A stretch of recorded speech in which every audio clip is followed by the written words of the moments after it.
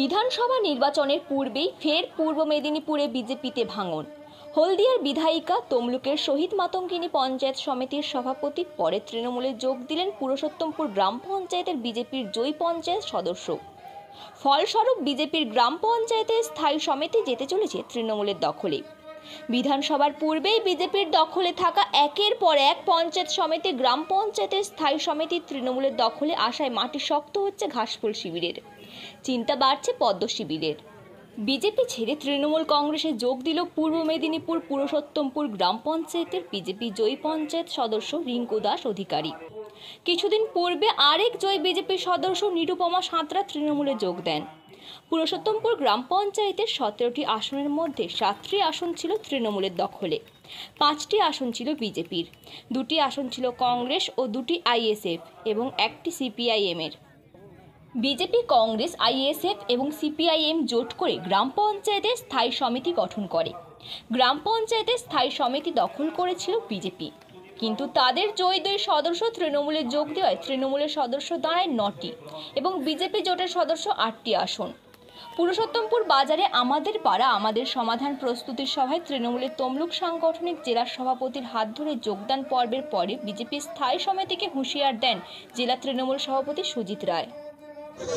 আজকে ভারতীয় জনতা পার্টি ছেড়ে ভারতীয় জনতা পার্টির পদ্মফুলের প্রতীকে আমাদের হাড়িঝামা বুথ থেকে আমাদের রিঙ্কু দাস অধিকারী, তিনি পঞ্চায়েত ভোটে নির্বাচিত হয়েছিল। তিনি আজকে ভারতীয় জনতা পার্টি ছেড়ে তৃণমূল কংগ্রেসে যোগদান করেছেন।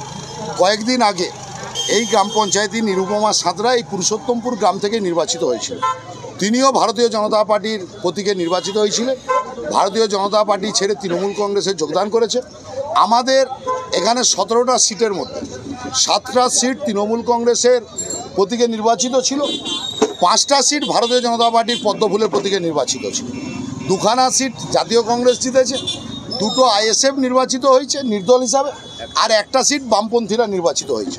তো আমরা 17টা সিটের মধ্যে রিঙ্কু দেবী এবং আমাদের নিরুপমা দেবী আসার ফলে আমরা 9 জন আমরা পঞ্চায়েত সদস্য হলো। এবং এখানকার স্থায়ী সমিতি গঠনের সময় ভারতীয় জনতা পার্টি তারা স্থায়ী সমিতি গঠন করেছিল। গ্রাম পঞ্চায়েতের স্থায়ী সমিতি ভারতীয় জনতা পার্টির দখলে ছিল। তো সেই ক্ষেত্রে আমরা আজকে তাদেরকে টাইম বেঁধে দিয়েছি। রবিবারের মধ্যে যদি ভারতীয় জনতা পার্টির পঞ্চায়েত সদস্যরা থেকে তারা মেম্বার যারা আছেন, যারা স্থায়ী সমিতিতে আছেন, তারা যদি পদত্যাগ না করে আমরা সোমবার অনাস্থা রাখব। আগামী 1 মাসের মধ্যে ঘাড় ধাক্কা দিয়ে তৃণমূল কংগ্রেসের নির্বাচিত যারা মেম্বার তারা আগামী দিনের সঞ্চালক হবেন। তারা সেই সঞ্চালক তৃণমূল কংগ্রেসের হবে। ভারতীয় জনতা পার্টি মুক্ত তৃণমূল কংগ্রেসের গ্রাম পঞ্চায়েত চলবে পুরুষোত্তম। বিজেপিতে থেকে উন্নয়নের কাজে নিজেকে সামিল করতে পারছিলেন না রিঙ্কু দেবী, এমনটাই তিনি জানিয়ে তৃণমূলের পতাকা হাতে তুলে নেন। দিদির আদর্শে অনুপ্রাণিত হয়ে যোগদান করেন। কোথাও কি কাজ করতে বাধা সমস্যা হচ্ছিল? হ্যাঁ, ওখানে কোনো কাজ করার পরিবেশ কোনো পাত্তাই দিতে হবে। আপনি কোথা থেকে নির্বাচিত হয়েছেন? যদিও পুরো ঘটনায় কটাক্ষ করেছে বিজেপি। দেখুন, ভারতীয় জনতা পার্টি একটি রাষ্ট্রবাদী দল। এই দলটা করতে গেলে দম লাগে এবং এই দলটি নীতি নিষ্ঠার সহিত আছে বলেই আজকে বিশ্বের বৃহত্তম দল হয়েছে এবং ভারতবর্ষের শাসন ক্ষমতা রয়েছে। যিনারা আজকে এই দল থেকে ও দলে যাচ্ছেন তারা ভারতীয় জনতা পার্টির নীতি আদর্শে সঙ্গে খাপ খাওয়াতে পারছে না। আর তার থেকে সর্বোপরি তৃণমূলের যে সমস্ত নেতাদের উন্নতি দেখছে, যে সাইকেল চালাতো সে হচ্ছে মোটরসাইকেল চালাচ্ছে, যে মোটরসাইকেল চালাতো সে মার্সিডিজ চালাচ্ছে, সেই সমস্ত দেখে লোভের বাতাবরণ সৃষ্টি হয়েছে বা লোভের হয়েছে, সেই জন্য গেছে ওখানে। এতে ভারতীয় জনতা পার্টি কিছু যায় আসে না।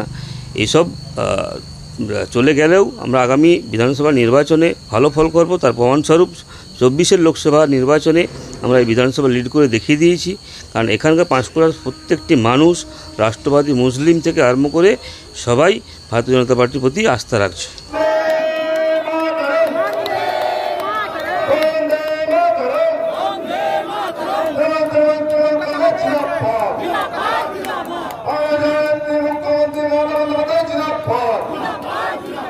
Vamos a ver